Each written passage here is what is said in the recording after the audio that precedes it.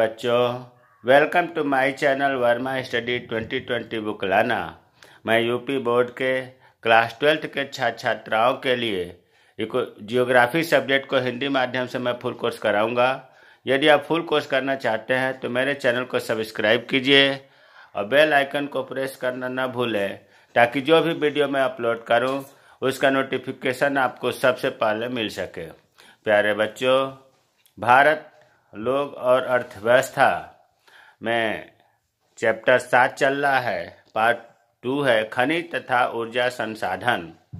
इसमें जो है आज पार्ट 2 है। पहला वीडियो डाला जा चुका है, अगर आप नहीं देखे हैं तो उसे देख लें। आज हम लोग पढ़ेंगे ऊर्जा संसाधन के बारे में।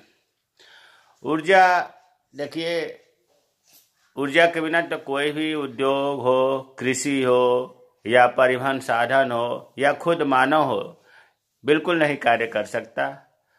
तो पहले हम परिभाषा देखेंगे, ऊर्जा संसाधन किसे कहते हैं।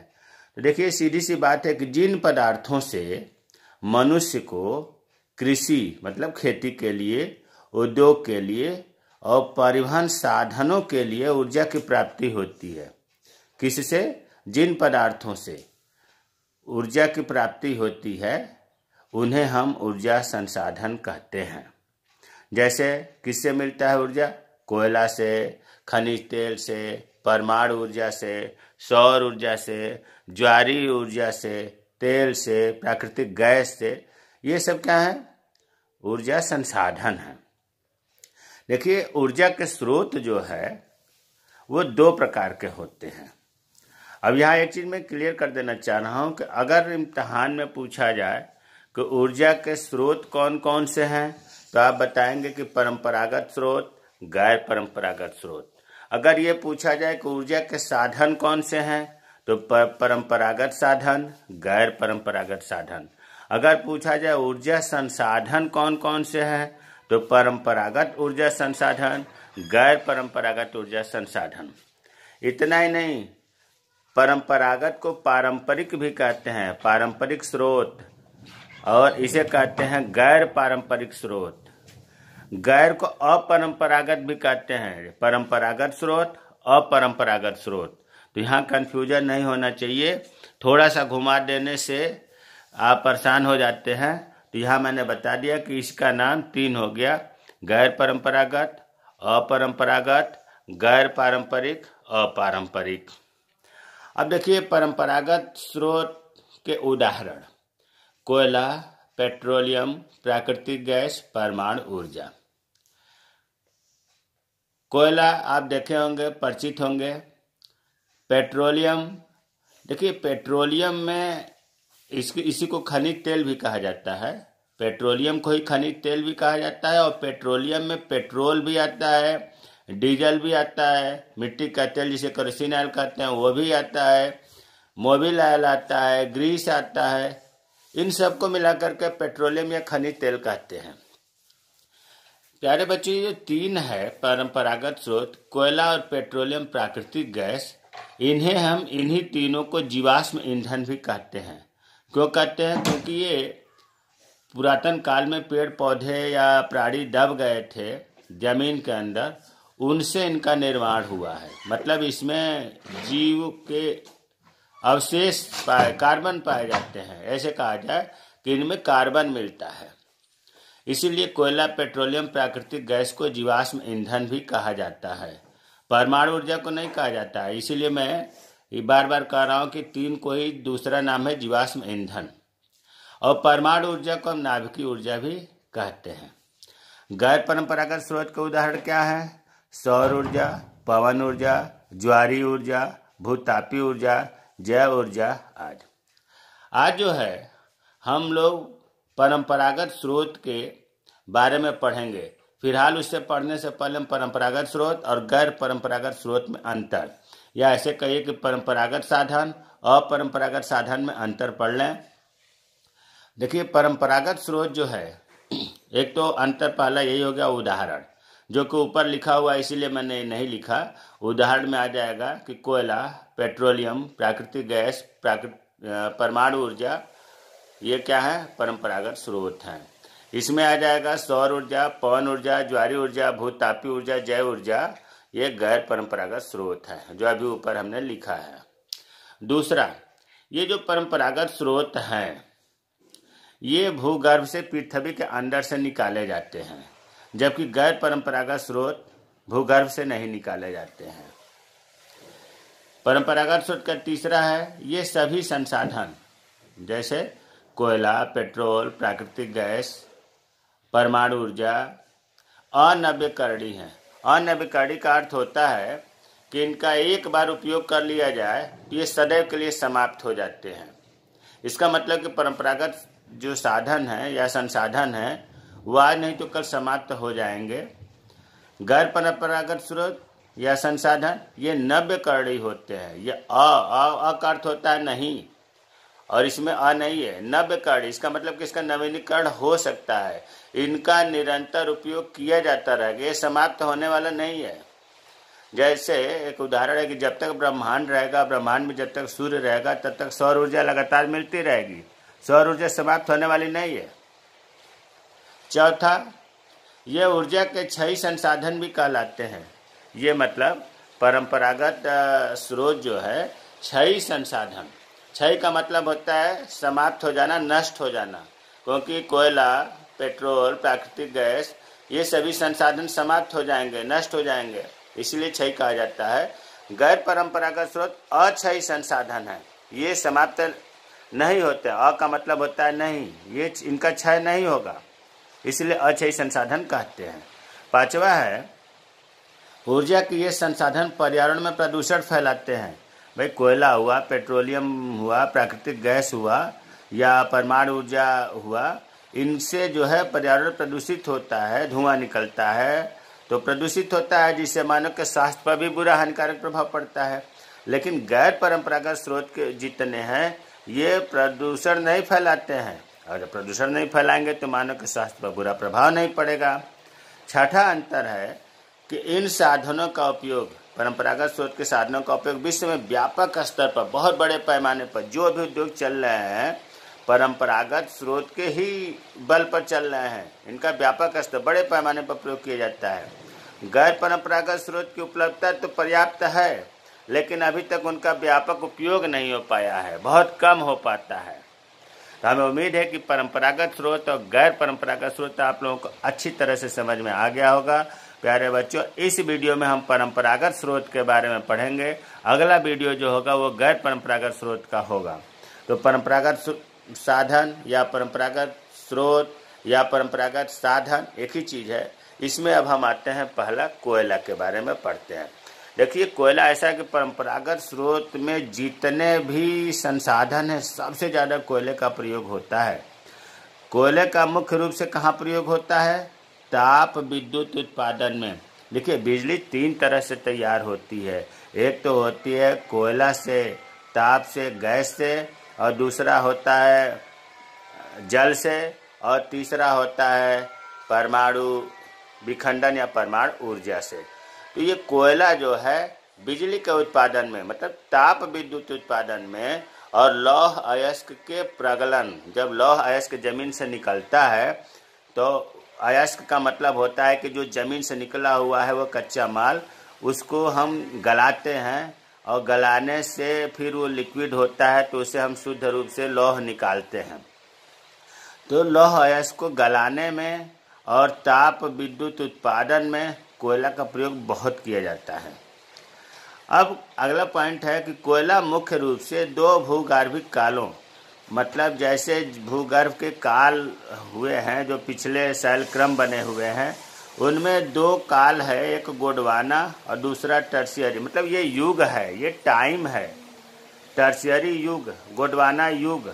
इनमें गोंडवाना युग में जो कोयला बना उसे गोंडवाना क्षेत्र का कोयला, टर्शियरी युग में जो कोयला बना उसे टर्शियरी युग का कोयला कहते हैं। अब देखो, गोंडवाना कोयला कहाँ पाया जाता है, प्रमुख क्षेत्र कहाँ है? पश्चिम बंगाल में, झारखंड में।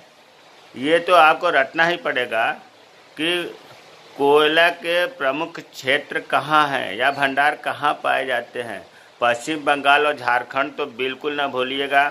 अब झारखंड में झरिया एक जगह है, रानीगंज है, यहाँ पर कोयला ज़्यादा मात्रा में पाया जाता है। इसके अलावा रानीगंज, झारखंड की बात हो रही है, झरिया, रानीगंज, बोकारो, गिरिडीह, ये झरिया, रानीगंज, बोकारो, गिरिडीह जो है 4-5, ये झारखंड प्रदेश में है। इसके अलावा उड़ीसा में एक जगह है तलचर तथा रामपुर, यहाँ पाया जाता है। छत्तीसगढ़ में कोरबा जगह है, मध्य प्रदेश में सिंगरौली है, महाराष्ट्र में चादावर्धा है, आंध्र प्रदेश में पांडुर है और तेलंगाना में सिंगरेनी है। यहाँ पर कोयला पाया जाता है। गोंडवाना कोयला क्षेत्र की बात हो रही है।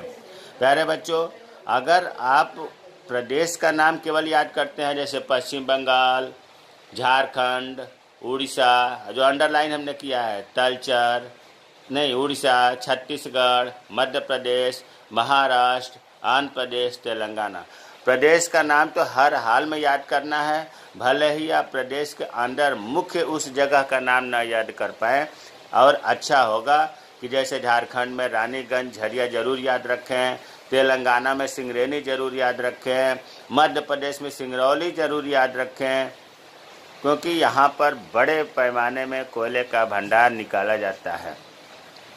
अब आते हैं टर्शियरी कोयला की बात कर रहा हूँ, जो दूसरे युग का है। इसका क्षेत्र असम में, अरुणाचल प्रदेश में, मेघालय में और नागालैंड में पाया जाता है। तो हमें उम्मीद है कि कोयला के बारे में आपको महत्व पता चली गया कि ये जो है ताप विद्युत उत्पादन में और लोहा के प्रगलन में प्रयोग होता है। और इसका जो क्षेत्र है वो 2 तरह से बांटा गया है, गोंडवाना क्षेत्र और दूसरा टर्शियरी क्षेत्र। गोंडवाना क्षेत्र में आपने 5-6 प्रदेश का नाम जरूर याद रखें, पश्चिम बंगाल, झारखंड, उड़ीसा, छत्तीसगढ़, मध्य प्रदेश, महाराष्ट्र, आंध्र प्रदेश, और आंध्र प्रदेश से ही नया प्रदेश जो तेलंगाना बना है उसे। टर्शियरी में असम, अरुणाचल प्रदेश, मेघालय, नागालैंड पाया जाता है। अब जो दूसरा है परंपरागत स्रोत का, वो है पेट्रोलियम। पेट्रोलियम का हमने बता दिया कि पेट्रोलियम खनिज तेल इसको कहते हैं। इसमें पेट्रोल आता है, मिट्टी का तेल आता है, मोबिल ऑयल, ग्रीस, डीजल, ये सब होता है। पेट्रोलियम या ये जितना आप देख रहे हैं खनिज तेल, इसका उपयोग कहाँ होता है? वायुयान में, जलयान में, ट्रेन चलाने में, मतलब इनके संचालन में, मोटर वाहनों के संचालन में किया जाता है। बहुत महत्वपूर्ण है। वायुयान, जलयान, ट्रेन, मोटर वाहनों के संचालन में इसका प्रयोग किया जाता है। इसके अलावा पेट्रोलियम पदार्थों का जो सह उत्पाद है, अन्य उत्पाद है, उर्वरक में कृत्रिम रबड़, कृत्रिम रेशे, दवाइयाँ, वैसलीन, मोम, साबुन, सौंदर्य सामग्री में भी प्रयोग किया जाता है। तो आप देख रहे हैं कि पेट्रोलियम पदार्थों का बहुत ही उपयोग हो रहा है। अब पेट्रोलियम पदार्थ मिलता कहाँ है? देखिए, सबसे पहले तो आपको ये जानना है कि तेल एवं प्राकृतिक गैस आयोग, जिसको कहते हैं ONGC, oil and natural gas commission की स्थापना 1956 में हुई थी। 1956 से पहले भारत में केवल एकमात्र असम का जो डिगबोई स्थान है वो तेल उत्पादक क्षेत्र था। ONGC की स्थापना 1956 में हुई थी। 1956 से इस पर बहुत विकास हुआ, लेकिन 1956 के पहले केवल एकमात्र तेल उत्पादक क्षेत्र था। कौन सा था? असम में डिगबोई जगह है। और जैसे ही ONGC की स्थापना 1956 में हुई, उसके बाद ये मतलब कई जगहों पर क्षेत्र इसका ऑफिस खोला गया। जैसे असम में डिगबोई तो है ही, नाहरकटिया, मोरान। असम में डिगबोई तो पहले से ही था, वहाँ पर तेल उत्पादक क्षेत्र। नाहरकटिया और मोरान भी बना। गुजरात में अंकलेश्वर, कालोल, मेहसाणा, नवांगम, कोसाबा, लुनेज, कम से कम 2-3 तो जरूर याद रखें। अंकलेश्वर, लुनेज, कालोल, मेहसाणा, ये गुजरात में ऐसे जगह हैं जहाँ पर तेल उत्पादन किया जाता है। इसके अलावा मुंबई हाई जो है 160 किलोमीटर मुंबई से दूर है, वहाँ भी तेल मिलता है। और तेल एवं प्राकृतिक गैस को कृष्णा, गोदावरी तथा कावेरी के बेसिनों में भी पाया गया है। खोज में पता चला है कि कृष्णा, गोदावरी तथा कावेरी जो नदियां हैं उनके बेसिन में तेल के, पेट्रोलियम पदार्थ के कूप पाए गए हैं। कूप मतलब कुएं से निकाला जाता है ये तेल, इस खनिज तेल को। तो अन्वेषणात्मक मतलब खोजा गया है इन कूपों को। अब अगली बात जानने की यह है कि कूपों से निकाला गया जो तेल है वो अपरिष्कृत होता है, मतलब तथा अनेक अशुद्धियों से परिपूर्ण होता है। इसमें तमाम अशुद्धियां रहती हैं और एक लेवल पर जो है ये कच्चा होता है, इसको परिष्कृत करना पड़ता है, इनसे अशुद्धियों को निकालना पड़ता है। इस तेल को जो कूपों से निकाला गया है, जमीन से निकाला गया है, इसे सीधे प्रयोग में नहीं लाया जा सकता, इसे शोधित करने की जरूरत पड़ती है। भारत में 2 प्रकार के तेल शोधन कारखाने हैं जहां कूपों से निकाले गए तेल को शोधन करते हैं। तो जो 2 प्रकार के तेल शोधन कारखाने हैं उन एक को कहा जाता है क्षेत्र आधारित, दूसरे को कहा जाता है बाजार आधारित। क्षेत्र आधारित का मतलब ये हुआ कि उस क्षेत्र के तेल को शोधन करता है। जैसे डिगबोई है जो बहुत पुराना तेल शोधन कारखाना है, वो क्षेत्र आधारित है। और बाजार आधारित जो है ये बरौनी तेल शोधन कारखाना है जो बाजार आधारित है। ये पूरे बाजार, यहाँ पर कोई भी लाता है तेल शोधन कारखाने में अपना तेल जो है कच्चा जो है उसे परिष्कृत करवाता है, शुद्धिकरण करवाता है। तो बाजार आधारित बरौनी तेल शोधन कारखाना हो गया, क्षेत्र आधारित डिगबोई तेल शोधन कारखाना हो गया। तो हमें उम्मीद है कि कोयला के बाद पेट्रोलियम पदार्थ के बारे में आप इसके उपयोग के बारे में, इसके क्षेत्र के बारे में और इसके तेल शोधन कारखाने के बारे में जानकारी हुई होगी। अब तीसरा हम बात करते हैं प्राकृतिक गैस। जो ईंधन खनिज जिसे कहते हैं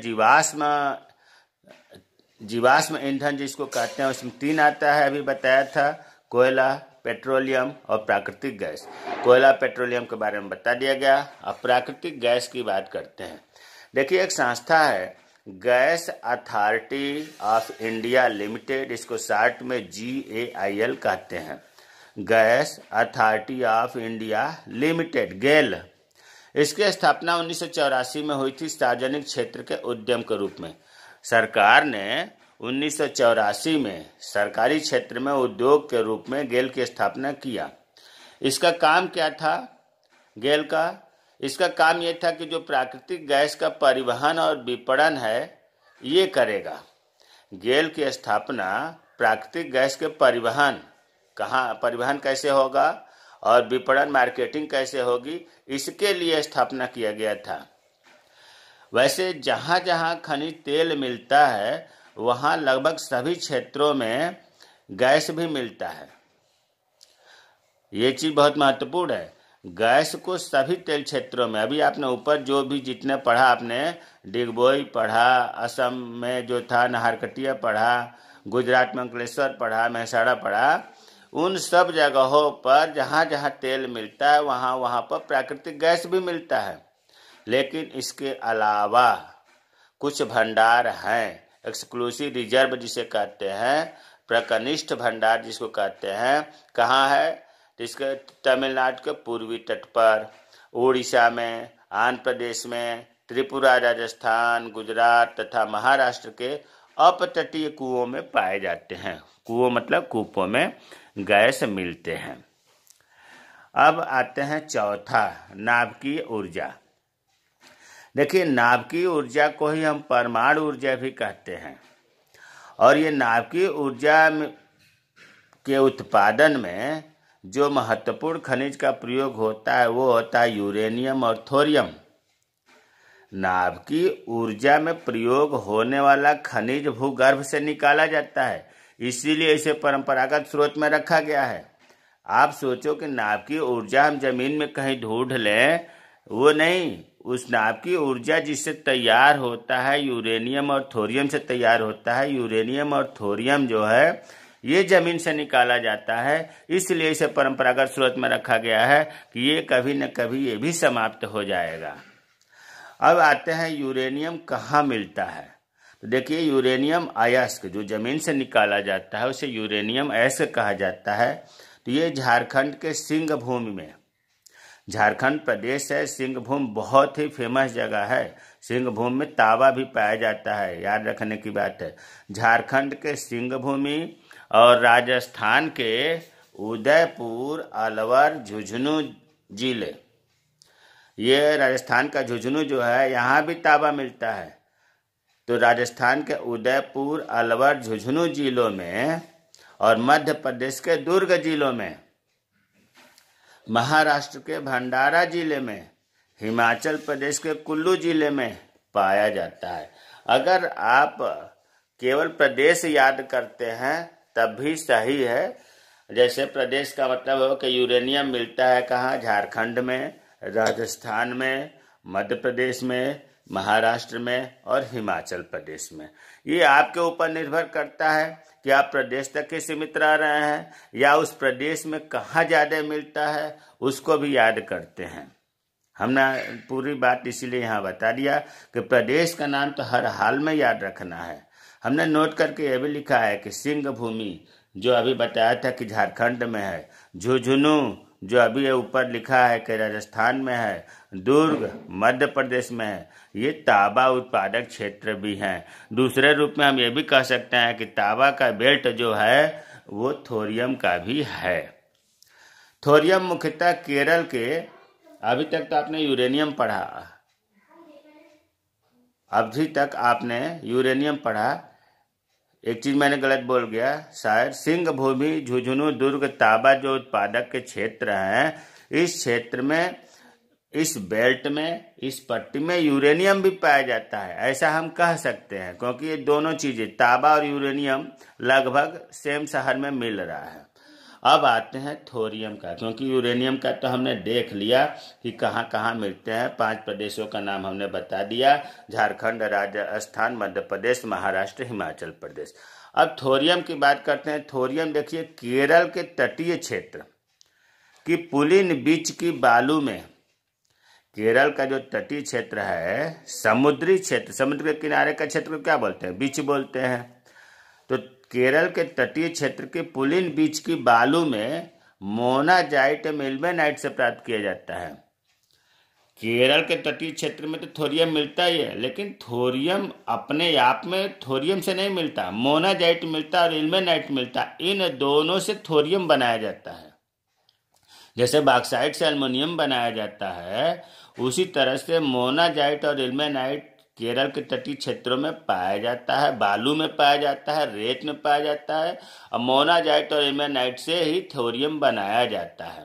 विश्व में सबसे प्रसिद्ध मोनाजाइट जो है, मोनाजाइट निक्षेप मतलब मोनाजाइट पाया जाता है, अभी आपने देखा केरल के पुलिन के बीच में, तटीय क्षेत्र में। लेकिन जगह के नाम की बात करें तो केरल के पालाकाड़ तथा कोलाम जिलों में जो मोनाजाइट मिल रहा है, केरल के पालाकाड़ ये जिले का नाम है, और कोलाम जिला जो केरल में है, आंध्र प्रदेश के विशाखापट्टनम में, उड़ीसा के महानदियों के डेल्टा में, उड़ीसा का जो महानदी है उसके डेल्टा में ये मोनाजाइट पाया जाता है। और मोनाजाइट का मतलब हुआ कि हमें वहाँ मोनाजाइट से ही हमें थोरियम मिल जाता है। तो 2-3 बातें इसमें महत्वपूर्ण है कि थोरियम जो है केरल में, आंध्र प्रदेश में और उड़ीसा में पाया जाता है। अब नोट करके है, परमाणु ऊर्जा आयोग, एटॉमिक एनर्जी कमीशन की स्थापना हुई थी 1948 में, और परमाणु ऊर्जा संस्थान, देखो परमाणु ऊर्जा आयोग अलग है, संस्थान अलग है। परमाणु ऊर्जा आयोग की स्थापना आपने पढ़ा 1948 में, और परमाणु ऊर्जा संस्थान एटॉमिक एनर्जी इंस्टीट्यूट ये ट्राम्बे में है, इसकी स्थापना 1954 में हुई थी। इसकी स्थापना 1954 में हुई थी, और यही जो परमाणु ऊर्जा संस्थान है 1967 में 67 में इसका नाम बदल करके भाभा परमाणु अनुसंधान केंद्र कर दिया गया। जो परमाणु ऊर्जा संस्थान ट्राम्बे है जिसकी स्थापना 1954 में हुई थी, 1967 में इसका नाम बदल दिया गया। क्या कर दिया गया? भाभा परमाणु अनुसंधान केंद्र कर दिया गया। नाभिकीय ऊर्जा का प्रमुख केंद्र भारत में जो है 6 केंद्र हैं। पहला है तारापुर परमाणु ऊर्जा केंद्र, महाराष्ट्र में है। तारापुर कहाँ है? महाराष्ट्र। परमाणु ऊर्जा केंद्र देखिए सब में है, ये उस जगह का नाम है और ये इसके प्रदेश का नाम है। तो तारापुर परमाणु ऊर्जा केंद्र महाराष्ट्र में है। रावत भाटा परमाणु ऊर्जा केंद्र राजस्थान में है। कलपक्कम परमाणु ऊर्जा केंद्र तमिलनाडु में है। नरौरा परमाणु ऊर्जा केंद्र उत्तर प्रदेश में है। कैगा परमाणु ऊर्जा केंद्र कर्नाटक में है। काकरापाड़ा परमाणु ऊर्जा केंद्र गुजरात में है। ये जगह का नाम भी याद रखना जरूरी है। कभी कभी ऐसा होता है कि विकल्प दे देता है कि निम्नलिखित किन प्रदेशों में परमाणु ऊर्जा केंद्र है, और पता चला कि महाराष्ट्र दे दिया और आपने तारापुर याद किया, तो फिर दिक्कत हो जाएगी। आपने महाराष्ट्र याद किया और तारापुर दे दिया, इसलिए जगह का नाम और प्रदेश का नाम याद करना होगा। तो आज जो है हम लोगों ने परंपरागत स्रोत के बारे में पढ़ा, जिसमें मुख्य रूप से ईंधन, जीवाश्म ईंधन अर्थात कोयला, पेट्रोलियम, प्राकृतिक गैस, इसके अलावा नाभ की ऊर्जा के बारे में विस्तृत रूप से पढ़ा। मुझे उम्मीद है कि ये वीडियो पसंद आएगी। अगर कहीं कोई चीज़ समझ में नहीं आता है तो आप कमेंट्स करें, मैं रिप्लाई करूँगा। मेरे चैनल को सब्सक्राइब करें, जो नए बंधु आए हैं, जो नए मित्र आए हैं वो सब्सक्राइब करें, अपने दोस्तों को, मित्रों को शेयर करें, कमेंट्स करें कि हमारा वीडियो कैसा लगा, बुरा लगा, अच्छा लगा। बुरा भी लगे उसे भी आप कमेंट करें, ताकि मैं आने वाले वीडियो में उसको संशोधन करूं और अच्छा से अच्छा बना सकूं, ताकि आप अधिक से अधिक लाभान्वित हों। जय हिंद, जय भारत।